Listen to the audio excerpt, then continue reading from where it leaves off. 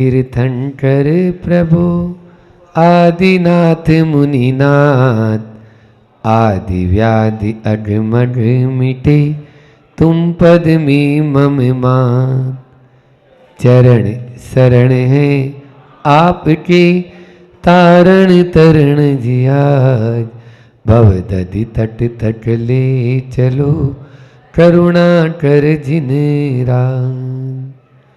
बोली मंडी बामर के अतिशयकारी बड़े बाबा आदिम तीर्थंकर आदिनाथ भगवान की, मूनलाइट 1008 श्री चंदा प्रभु भगवान की, परम उपकारी संत शिरोमणि आचार्य गुरु और विद्यासागर जी महामुनिराज की, परम पूज्य मुनि श्री 108 दुर्लभ सागर जी महाराज की, पूज्य मुनि श्री 108 निरंजन सागर जी महाराज की।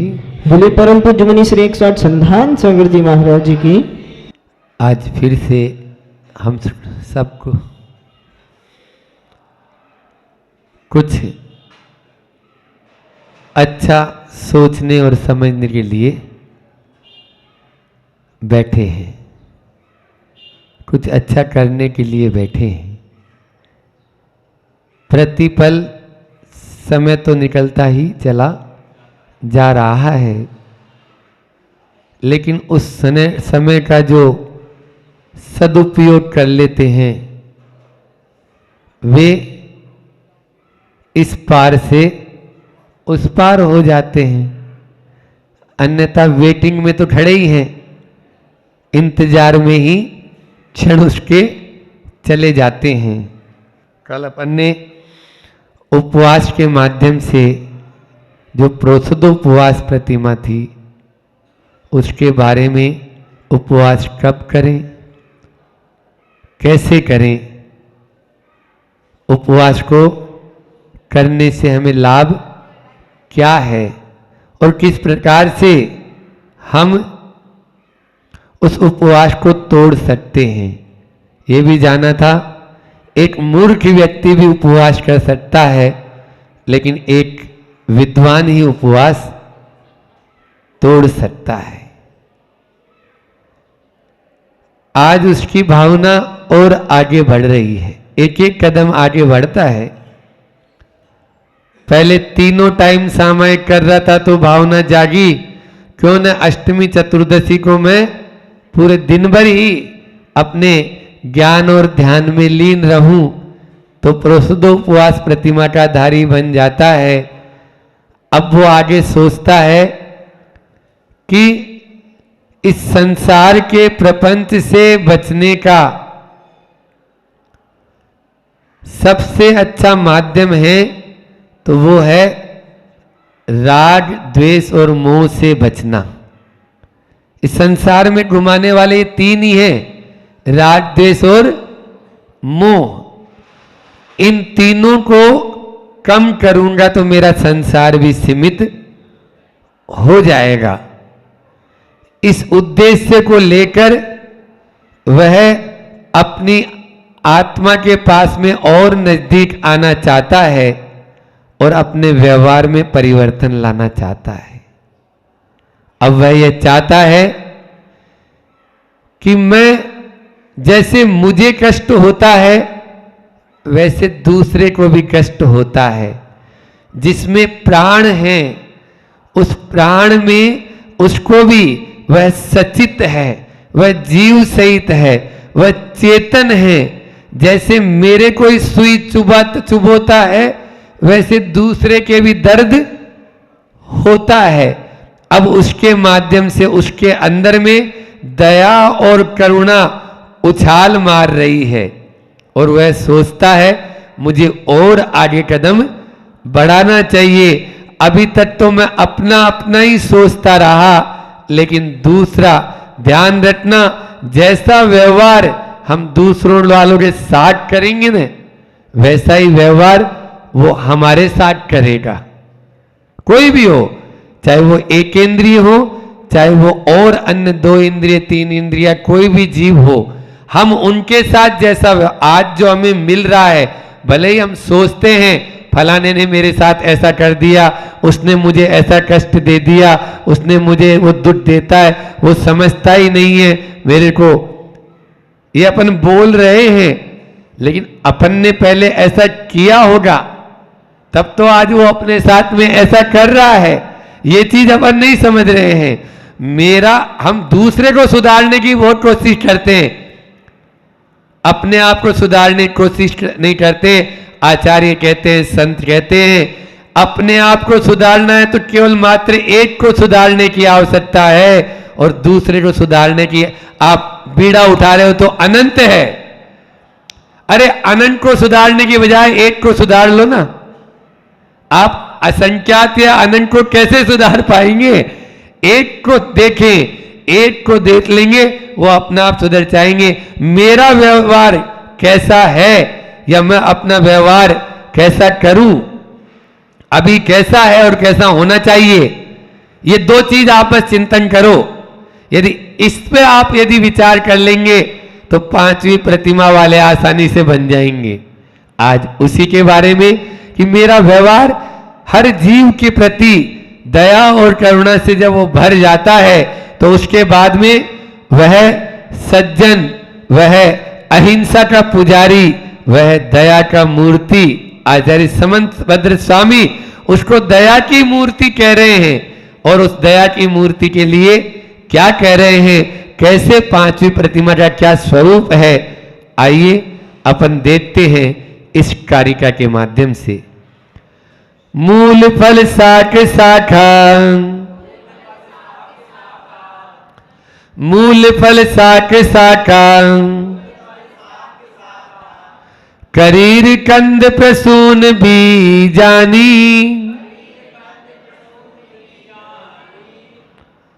देखो ह्रस्व और दीर्घ का ध्यान रखो लखपति भैया।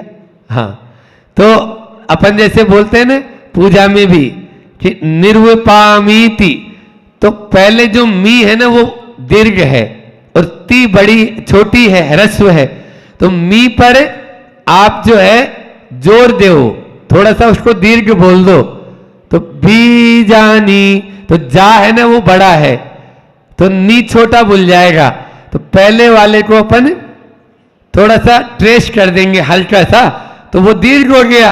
और अगले को अपना आप ही रस होना, उसको क्यों होना है, और पहले वाले को अपन ने जल्दी बोल दिया तो दूसरा वाला बड़ा बनेगा ही बनेगा। एक को छोटा कर दिया ना आपने, अब दूसरा बड़ा बन जाएगा, तो उसको छोटा करना है, अपन बड़े रहो, ठीक है ना, तो बड़ा बनाओ। तो करीर कंद प्रसून भी जानी, नामानि योति सोयम, सचित्त विरतो दया मूर्ति। 141 नंबर की इस कारिका में आचार्य समंत भद्र स्वामी ने सचित्त विरत त्याग, सचित्त विरत प्रतिमा का बहुत ही, या सचित त्याग प्रतिमा का स्वरूप सटीक शब्दों में यहां पर व्याख्यायित किया है। हे दया मूर्ति, हे अहिंसा के पुजारी, हे सज्जन, हे साधु, अगर तुम्हें आगे बढ़ना है तो इन इन चीजों के ऊपर अपने को सचित्त का त्याग करना है। आमानी का मतलब होता है अपक्व, है ना, आमानी का मतलब हाँ कच्चा, जिसको पकाया नहीं गया। क्या क्या, मूल, फल, शाक, शाखा, करीर, कंद, प्रसून और बीज, इतनी चीजें हैं, ठीक है ना। मूल आप सब जानते हैं, जो नीचे होते हैं, मूल और कंद, कंद भी उन्हीं को ही बोलते हैं, जैसे कांदा, प्याज, लहसुन आदि होते। तो महाराज जी अभी तक खाता होगा वो, आपके मन में प्रश्न तुरंत आएगा कि अब यहां बोल रहे हैं, इसके पहले भी बोर्ड में भी बोल के आए थे, तो यहां पर वो खा नहीं रहा है, लेकिन जो सुखा के लेते थे, जैसे मान लीजिए हल्दी है, सौंठ है, तो रागांश का कम होना ये जरूरी है, अभी बताएंगे इसके बारे में भी। तो यहां पर साग, साग का मतलब सब्जी, है ना, भाजी पाला आदि।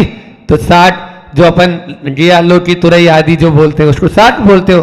साका, साका का मतलब होता है कि बांस के जो अंकुर होते हैं ना, तो उनको वृक्ष की जो कोपल है उसको शाखा बोलते हैं और बांस के अंकुरों को करीर कहते हैं।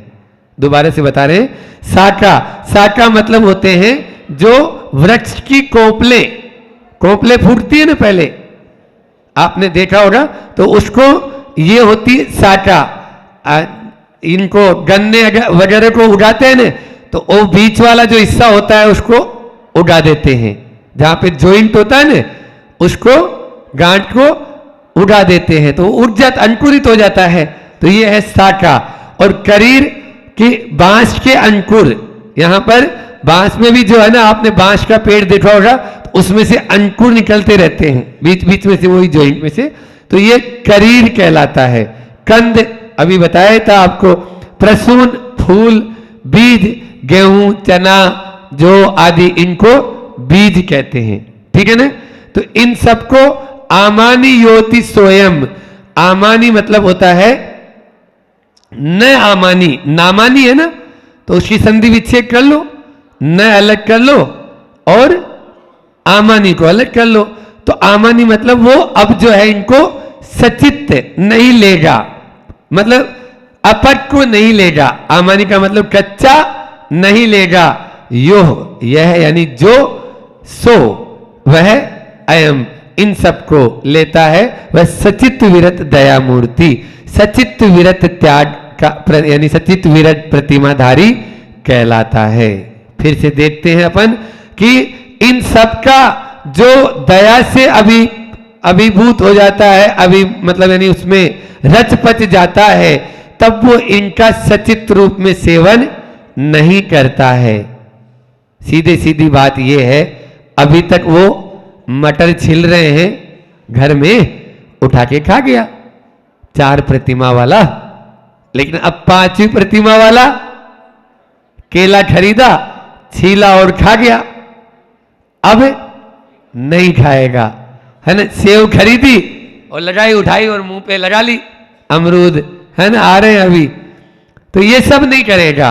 5वीं प्रतिमा वाला 2 तरह से सचित्र को अचित्र करने की विधि बताई है। सचित्र को अचित्र करने की विधि 2 तरह से बताई। एक तो अग्निपक्व, आग के ऊपर, चूल के ऊपर चढ़ा दो, है ना, सब्जी जिसको आप लोग बोलते हैं, तो सब्जी बना लेगा, साग बना लेगा, तब वो अचित होगा। अथवा उसको यंत्र से पेल दो, जैसे आप लोग क्या करते हो, अनार के दाने निकाले और अच्छे उसको बिल्कुल कर दिया ग्राइंडर में, तो उसका रस निकल गया, ये अचित हो गया, ये अचित हो गया। ठीक है ना। इसी प्रकार से केले आदि हैं, उसकी भी जब तक सब्जी नहीं बनाएंगी तब तक नहीं लेगा अब। ठीक है ना। या तो सब्जी बना लो और या फिर उसको बिल्कुल आप मैश कर दो, मिक्सी में, जो बता रही है कि मिक्सी के माध्यम से उसको बिल्कुल पीस दिया आपने, अच्छे बिल्कुल यंत्र पेलित बोलते हैं इसको। आचार्य ज्ञान सागर जी महाराज ने ब्रह्मचारी अवस्था में आज से लगभग 60-70 वर्ष पूर्व 2 छोटी छोटी पुस्तकें लिखी है, बहुत पतली पतली सी, सचित्त विचार और सचित्त विवेचन। पुस्तकों का नाम क्या है? सचित्त विचार और सचित्त विवेचन। अभी विज्ञानमती माता जी की भी निकली है। इन पुस्तकों को, बहुत पतली पुस्तकें रहती है ये, है ना, लगता है एक सीटिंग में आप लोग पढ़ लेंगे एक बार में ही, लेकिन उनमें बातें बहुत गंभीर, आपके स्वास्थ्य के लिए भी ये हानिकारक है। कच्चा पदार्थ हमारे लिए लेना स्वास्थ्य के लिए हानिप्रद है। महात्मा गांधी थे ना, गांधी जी, उनके जीवन में उन्होंने लिखा मेरी आत्मकथा में कि मैं कुछ समय से गेहूं, चना आदि को ऐसे ही भिगो देते थे रात में और सुबह खा लिए। तो भैया गाय भैंस थोड़ी है, समझ में आ रहा है ना। उसको जब तक अग्नि से परिपक्व नहीं करेंगे, आचार्य श्री जी भी कहते हैं ये हमारे लिए नहीं है, ये जो प्राकृतिक चिकित्सा आदि में भी खिलाए जाते हैं ना, तो इनके माध्यम से आप अपना आहार जो है नहीं चला सकते। आपकी आंतों में इतनी वो कैपेसिटी भी होनी चाहिए जो उसको पचा ले। तो इसलिए आप देखते हैं पशु पक्षी जो होते हैं वो तो उनका यानी जो है ना, जैसे कबूतर है, ज्वार साबुत खा लेगा तो सब कुछ भस्म हो जाएगा। उसकी बीट देखो आप, उसकी जो बीट होती है ना बिल्कुल व्हाइट होती है। कैसे बोलो? उसके अंदर में बहुत ज्यादा गर्मी रहती है। उसकी जो वो जो मल है, बीट है, उस बीट में भी बहुत गर्म है, उसमें भी बहुत गर्मी। लोग इकट्ठा करके इसको बीमारियों में और इनमें काम में भी लेते हैं। कोई फोड़ा फुंसी वगैरह हो जाते हैं उनमें भी बांधते हैं।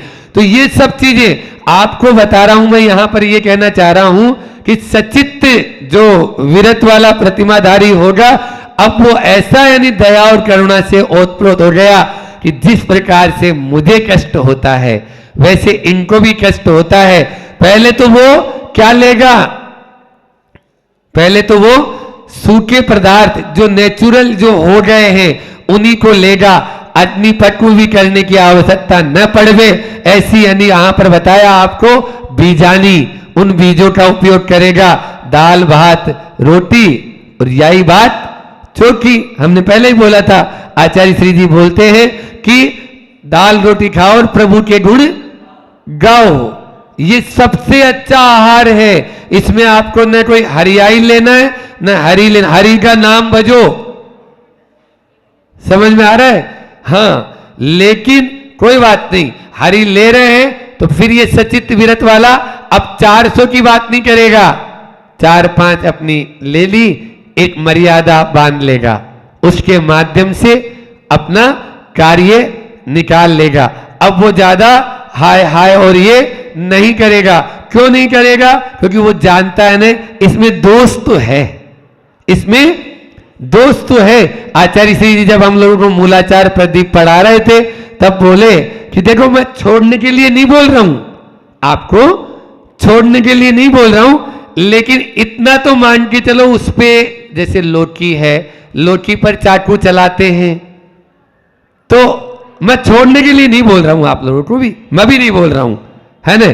लेकिन अपन को बिन जानते दोष गुणन के ते कैसे तजिए गईए, आपको ये मालूम तो होना चाहिए ना कि हम उसको ले रहे हैं तो इसमें ये दोष हैं।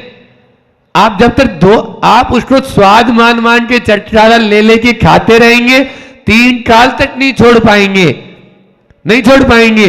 जब तक आपके अंदर में उसके प्रति घृणा नहीं होगी, उसके प्रति ग्लानि का भाव नहीं होगा, उसके प्रति आपका यानी जो है ना रागांश कम नहीं होगा, तब तक आप उसको छोड़ नहीं पाएंगे। यही वही तो बात चल रही है, वही तो चल रही है कि भैया जैसे मुझे हल्की सी सुई चुभाने पर भी दर्द होता है तो उसमें नहीं हो रहा क्या? उसमें भी हो रहा है। इसलिए अरे महाराज जी वो तो बनी हमारे लिए है, ऐसा नहीं, ऐसा ही तो ये फिर संगी पंचेंद्रिय का भी ये कर रहे हैं, तो वो नहीं होना चाहिए। हर चीज के लिए हमें जितने में हमारा काम आसानी से चल रहा है वैसे में आराम से चला सकते हैं, और उसमें भी और मर्यादा को धीरे धीरे धीरे धीरे धीरे धीरे धीरे धीरे कम करते हुए अपन आज हम अष्टमी चतुर्दशी भैया अब हरि का त्याग रहेगा, ठीक है ना। पर्व के दिनों में काय के लिए इन पावन दिन कहे, इनको पावन दिनों में हम हरि नहीं लेंगे। अब चलो अष्टानी का पर्व है 8 दिन हरि नहीं लेंगे, चलो अब 10 लक्षण पर्व है 10 दिन हरि नहीं, चलो 16 कारण पर्व है 32 दिन अब हरि नहीं लेंगे। ये भी तो कर सकते हैं। बोलो दया की मूर्ति बनना है तब तो ऐसा ही हो पाएगा। अपन को दया मूर्ति करके वो संबोधन दे रहे हैं, कौन?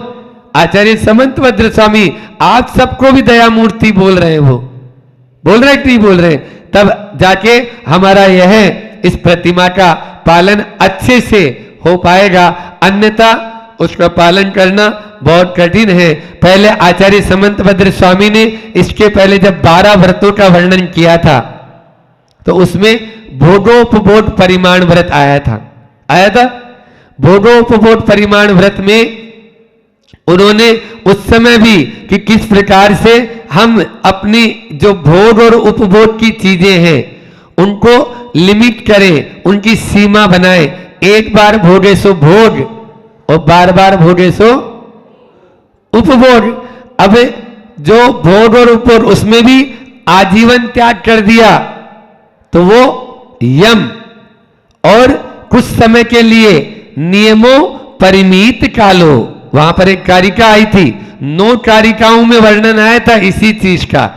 आज यहां पर वो 141वीं कारिका में नहीं, वहां पर 82 से लेकर 90 नंबर तक की कारिका में ये चीज बताए हैं कि आपको ये तैयारी करना है, आगे यदि बढ़ना है तो आप इस तरह से धीरे धीरे धीरे धीरे जो चीजें आपके लिए लेने योग्य है ही नहीं उनका तो आजीवन त्याग कर दो, इसको कहते हैं यम। और जो चीज आप ले रहे हो लेने योग्य है, बच्चे है, अबच्चे नहीं है, लेकिन उसका भी कुछ समय के लिए आप और कम कर दो, ये कहलाता है नियम। ये क्या कहलाता है? नियम। नियमो परिमित कालो, वहां पर उसी समय बोला था यदनिष्टम तद्वृत्ते, जो आपके लिए अनिष्ट है उसका त्याग कर दो। 5 प्रकार के अवश्य बताए थे।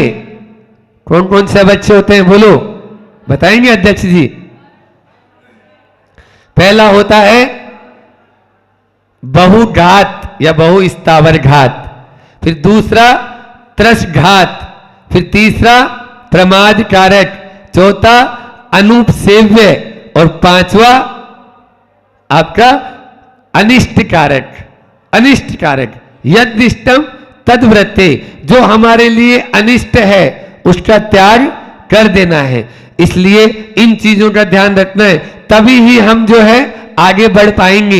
ये चीजें पहले अवश्य का तो पूर्ण रूप से त्याग कर ही दिया है, उसके तो खाने की बात है ही नहीं, लेकिन जो चीज ले रहे हैं उनको भी यहां पर वो कहते हैं या तो उसको अपक्व, मतलब यानी जो था उसको पक्व करके ले, और दया मूर्ति बनना यहां पर मुख्य यानी हमारा लक्ष्य होना चाहिए। आज इतना ही रखते हैं, समय भी अपनी गति से तेज बढ़ते हुए चले जा रहा है। तो अब कल और बताएंगे कि नियम किनका करना है, और वो भी वहां पर बताया 17 चीजें ऐसी होती है जिनका प्रतिदिन नियम ले। प्रतिदिन आप उन 17 बातों का नियम लेंगे तो निश्चित रूप से आप उनका पालन कर पाएंगे, और तभी आप सचित्त विरत प्रतिमाधारी हो पाएंगे। अपन को सचित का त्याग करना है। अरे हमारे यहां तो एक तरफ तो ये बताया गया है कि अचेतन से भी अच्छा व्यवहार करो। पांव आप ठोकर मारेंगे मान लीजिए पत्थर को, तो आपको ही चोट लगेगी ना, आपको ही चोट लगेगी ना।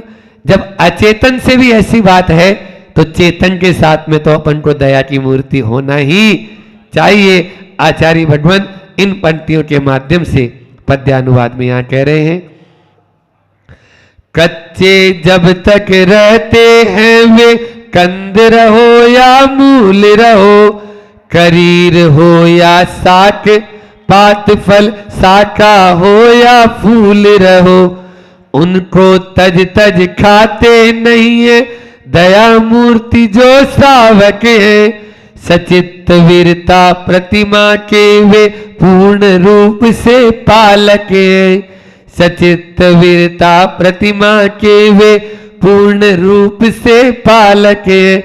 ऐसी सचित त्याग प्रतिमा का हम सब पालन करें। इन्हीं परम पुनीत भावनाओं के साथ में मैं अपनी वाणी को विराम देता हूं। बोलिए अहिंसा परमो धर्म की। एक गरीब व्यक्ति था, लकड़ियां काटता था और अपना पेट पालता था। योग संयोग की बात है कि जंगल में लकड़ी काटते काटते वो पहुंचा तो एक साधु बाबा मिले। साधु बाबा ने कहा, अरे ये लकड़ियां कहाँ काटता है? वो देख सामने चंदन का वृक्ष है, उसको काट ले, तेरी गरीबी दूर हो जाएगी। उसने सोचा ये बाबा जी कहीं हंसी मजाक तो नहीं कर रहे हैं। फिर भी पहुंचा, थोड़ा सा टुकड़ा काटा, सुगंध दिखा रहे, इतने साल से इस जंगल में आ रहा हूं, ये चंदन का वृक्ष है। तुरंत काटता है, गठरी बांधता है, अब बन नहीं रहा है, बहुत बड़ी गठरी हो गई है, चलते नहीं बन रहा है। फिर भी वो लोभ के चक्कर में इतना बड़ा हिम्मत नहीं है, बड़ी भारी गठरी को लेते हुए आगे बढ़ रहा है, आगे बढ़ रहा है, आगे बढ़ता चला जा रहा है। फिर बीच में एक योग संयोग की बात है, फिर एक साधु मिलते हैं। अरे कहाँ इस लकड़ी के बोझ में पड़ा है? उधर पीछे जा, वहाँ सोने की खदान है, वहाँ तुझे स्वर्ण मिलेगा। अच्छा, वो लकड़ी वहीं फेंकता है और पहुँचता है, देखा बहुत सोना है, मैंने तो मेरे जीवन में इतना सोना नहीं देखा, मेरा तो बेड़ा पार हो गया, अब तो मैं जीवन भर कि गरीबी मेरी मिट गई। और वो सोने को भी लादता है, और सोने को लादता तो है, लेकिन अब वजन इतना और भूख बहुत ज़्यादा, वजन इतना और भूख बहुत ज़्यादा, रख तो लिया, चलते नहीं बन रहा है, सांसें रुके जा रही है। उसी बीच फिर एक साधु मिले, उनने कहा भैया, वो निमित्त ज्ञानी थे, भैया तो एक काम कर, ये सोने को सामने जो गरीब बस्ती दिख रही ना वो बांटा, अब तेरी उम्र ज़्यादा बाकी नहीं है, तो नहीं पहुंच पाएगा।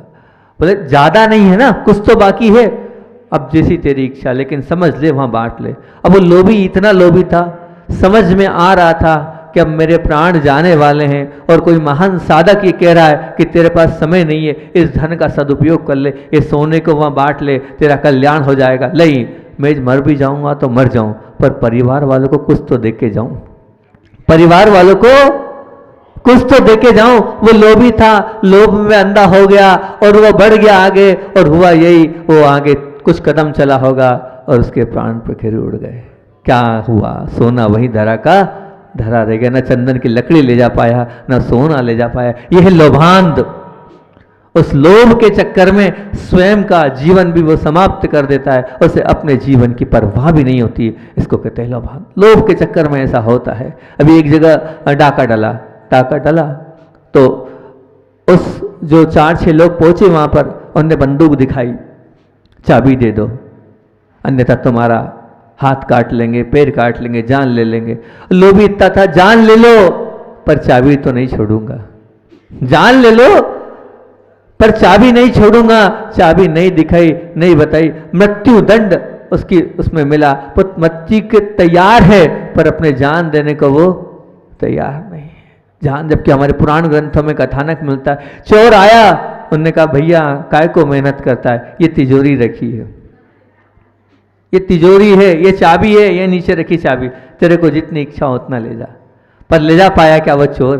उस धन को नहीं ले जा पाया, क्योंकि वो लोभ नहीं था लक्ष्मी के प्रति।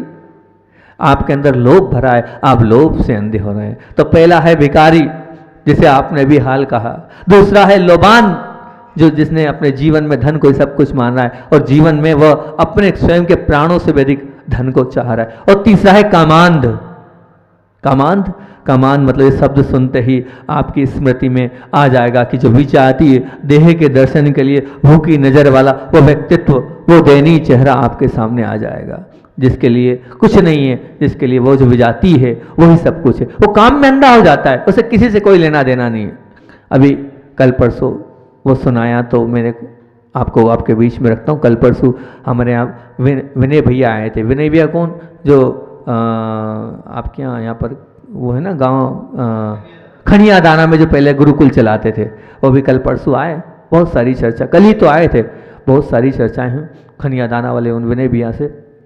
तो जब चर्चा चल रही थी तो चर्चा में बहुत सारी चर्चाएं चली। हमने कहा आजकल की बहनें जो है वो विजाति विवाह की ओर अधिक अपने विचारों में जा रही और भटक रही हैं, इस विषय में भी आपको कुछ करना चाहिए।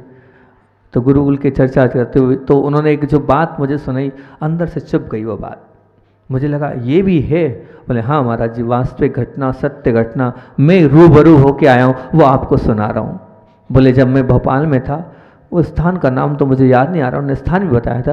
बोले वहाँ चौराहे पे खड़ा था, चौराहे पे जब खड़ा था तो वहीं पर जो मेरे को लेने आने वाले था वो आए, पर जो साथ में खड़े थे एक सज्जन वहीं भोपाल के थे।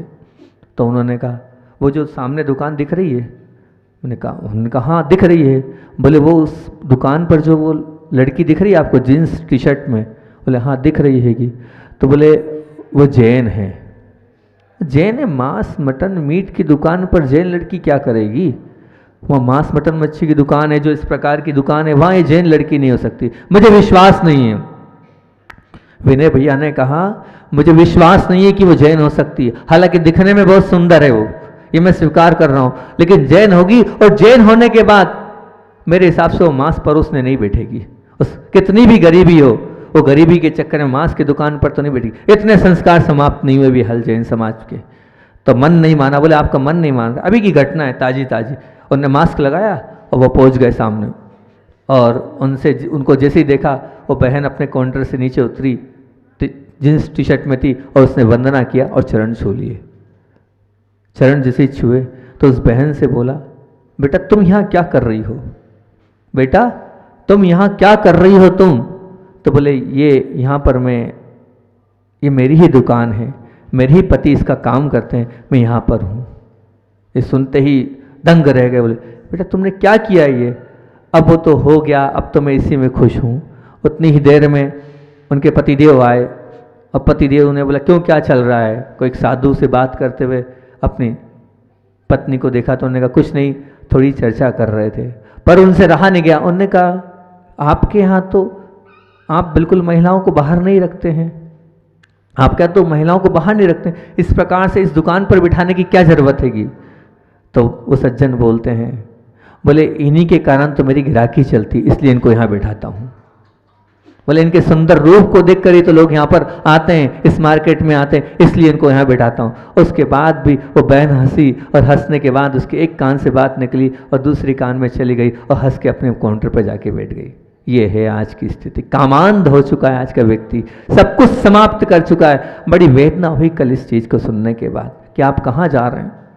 सोचो, दिखने में सुंदर, सब कुछ अच्छे घर की वो बहन थी और वो कहाँ जाके बैठ गई, कहाँ क्या कर रही है वो? सिर्फ कामांध होने के कारण सब कुछ अपना बर्बाद कर चुकी है। यह है कामांध। तो बात करी थी भिखारी की, बात करी थी हमने लोभांध की, और ये बात है कामांध की। काम में सब कुछ बर्बाद हो गया उसका। अब बात करते हैं मोहांध की। मोहांध क्या है? मोह में अंधा हो जाना। मोह ऐसी वस्तु है जिसके अंदर हम सब कुछ भूल जाते हैं, हम अपना विवेक खो देते हैं। वो हम याद करें मोह पे, हमारे स्मृति पटल पर वो सुअर आ जाएगा जो अविवेक रहित होता है, कहाँ नहीं चला जाता है उस मोह के चक्कर में, सब कुछ समाप्त कर लेता है। ऐसे अनेक मोह के चक्कर में हम कहाँ कहाँ नहीं जा रहे हैं। मान लीजिए मोह के चक्कर में आज सालों हो गए, फिर भी अगर आपका कोई प्रिय था, आपका कोई मिलने वाला था, आपका कोई बहुत ज़्यादा जुड़ा हुआ व्यक्तित्व था, वो संसार में नहीं रहा। संसार में सबको जाना है, परंतु फिर भी वो तो चला गया। लेकिन आज आप भी उसके चक्कर में रोए रोए रोए, एक दिन हो, 2 दिन हो, 4 महीने हो, साल भर हो, 2 साल, आप रोते जा रहे हैं, उनकी याद करते जा रहे हैं। उस मोह के कारण आप अंधे हो रहे हैं और अपना स्वयं का नुकसान कर रहे हैं। सामने वाला तो चला गया, लेकिन आप कितना आद्रोत परिणाम कर रहे हैं, आप कितने संक्लेशित हो रहे हैं। सोचो, आचार्य ओमा स्वामी महाराज जी ने वो सूत्र लिखा है, आप भूल जाते हैं। वो सूत्र क्या लिखा है? उनने कहा है कि असता को बुलाने का क्या तरीका है, अपने जीवन में असता को लाने का क्या तरीका है। तो असता आपको चाहिए तो एक आचार्य भगवान ने सूत्र लिखा है, याद सबको है, दुख शोक तापक, दुख शोक तापक अंदन वत परिदेव नान्यत पूर्व स्थानान्य सद्वेद्यस्य। असाता वेदनी के कारण हैं दुख करना, शोक करना, आताप करना, रोना। इससे क्या आता है? असाता आती है। इससे क्या आती है? असाता आती है। आप स्वयं असाता को बुला रहे हो, स्वयं शोक कर रहे हो, स्वयं दुख से पीड़ित हो, तो असाता तो आएगी आएगी। वो कहाँ जाएगी? आना ही निश्चित है। कर्म का उदय किसी को नहीं छोड़ा है तो आपको छोड़ेगा। जैसे आप परिणाम कर रहे हो वैसे कर्म बन रहा है। अब उन कर्मों को आप कहाँ भुगतोगे, कहाँ उनको समाप्त करोगे? आपको ही आना है। तो आपका उसमें हेतु क्या? स्वयं। क्यों रो रहे हो आप? मत रो। इस संसार में कोई नित्य नहीं है, सब अनित्य है, फिर रोने की क्या आवश्यकता है? लेकिन हम मोह में मोहांध हो चुके हैं और मोह में अंध होने के बाद हम रोते रहते हैं, याद में रोते रहते हैं, रोते रहते हैं, पर वो हमारा स्वयं का हम नुकसान कर रहे हैं। ये बात ध्यान रखना। तो अब हुई बात मोहांध की। 4 प्रकार की बात करी हमने, भिखारी की बात कर दी, लोभांध की बात कर दी, कामांध की बात कर दी, मोहांध की बात कर दी। परंतु मैं आपसे कह रहा हूं, याद रखना, आपने शुरुआत में जो बात करी मैं उससे सहमत नहीं हूं। भिखारी अलग है और भिखारी स्वभाव अलग है। क्या बोल रहा हूं? भिखारी अलग है और भिखारी स्वभाव अलग है। इन दोनों में आप एक भेद रेखा खींच देना, इन दोनों को आप अलग अलग कर लेना। क्या है भिखारी और क्या है भिखारी स्वभाव? इनमें आप समझना, जिसके पास आवश्यकता से कम है और उस कारण से जो मांगता है वो तो भिखारी है। अब उसके पास कुछ है ही नहीं, कपड़ा उसके पास है ही नहीं, खाने को वो मांग रहा है, वो तो भिखारी है। मैंने भी स्वीकार कर लिया और आपने भी स्वीकार कर लिया, इसको हम भिखारी स्वीकार करते हैं। परंतु जिसके पास भरपूर होने के बावजूद भी जिसे कम ही लगता है, वो है भिखारी स्वभाव वाला। वो है भिखारी स्वभाव वाला, जिसके पास क्या है, भरपूर होने के बावजूद भी उसे कम ही लगता है, उसे लगता ही नहीं कि मेरे पास बहुत कुछ है। वो कौन है? भिखारी स्वभाव वाला। बताओ आप कौन हो? भिखारी हो कि भिखारी स्वभाव वाले हो? बताओ कौन हो? आप भिखारी स्वभाव वाले हो। उस भिखारी से बदतर हो आप, वो उस भिखारी से भी बदतर हो। संक्षेप से हम कह सकते हैं कि जिसके पास कम है वो भिखारी, जिसके पास कम है वो भिखारी, और जिसे कम ही लगता है उसका स्वभाव भिखारी स्वभाव। जिसके पास कम है वह भिखारी, स्वीकार कर लिया, और जिसे हमेशा कम ही कम लगता है उसका स्वभाव भिखारी स्वभाव है। आपका स्वभाव भिखारी स्वभाव वाला। यहां जितने लोग बैठे हैं या जो लोग सुन रहे हैं वो सब ईमान के चलना, आप सबका स्वभाव क्या है? भिखारी स्वभाव। जबकि आत्मा का स्वभाव जानना, देखना है। लेकिन हमने अपना स्वभाव क्या बनाया? भिखारी स्वभाव। हमेशा कम लगता है हमें, जो है उससे हमेशा असंतुष्ट हैं, इसलिए हमारा स्वभाव है भिखारी स्वभाव। स्वीकार तो करो, बोलो हाँ हो भिखारी स्वभाव वाले। कोई नहीं कह सकता कि नहीं महाराज जी मैं संतुष्ट हूं। हर व्यक्ति असंतुष्ट है अपने आप से, अपनी संपदा से, अपने व्यक्तित्व से, अपने आचारों से, अपने विचारों से, सब असंतुष्ट है, सब भिखारी स्वभाव वाले हैं। आप लोग कहने लग जाओ कि हाँ हमारा स्वभाव कैसा है? भिखारी स्वभाव है। भिखारी को फिर भी हम स्वस्थ, मस्त और प्रसन्न किया जा सकता है, परंतु भिखारी स्वभाव वाले को आप कितना भी दे दो फिर भी उसे प्रसन्न नहीं कर सकते, प्रसन्न स्वस्थ नहीं कर सकते, क्योंकि उसका स्वभाव कैसा है? उसका स्वभाव पता है कैसा है? उस भिखारी स्वभाव वाले व्यक्तित्व का स्वभाव कैसा है? पता है कैसा है? अगर हम कहें तो कह सकते हैं उसका स्वभाव है वो पानी की बाल्टी जिसमें तल नहीं हो। वो पानी की बाल्टी जिसमें तलवाई नहीं हो। काय के बेल पे पानी टिकेगा? कभी पानी की बाल्टी भर ही नहीं पाओगे आप, भर ही नहीं पाओगे। ऐसा वो भिखारी स्वभाव होता है। कितना भी दो, परंतु हमारे अंदर संतुष्टि ही नहीं। वो है भिखारी स्वभाव। वह आसमान जो बिना छोर का हो, वो जहाँ छोर ही नहीं हो ऐसा आसमान हो, वो कहलाता है भिखारी स्वभाव। बिना केंद्र का वो वर्तुल, गोलाई, अब केंद्र नहीं हो तो वर्तुल कहां पूरा होगा? हो ही नहीं सकता। ऐसा है भिखारी स्वभाव।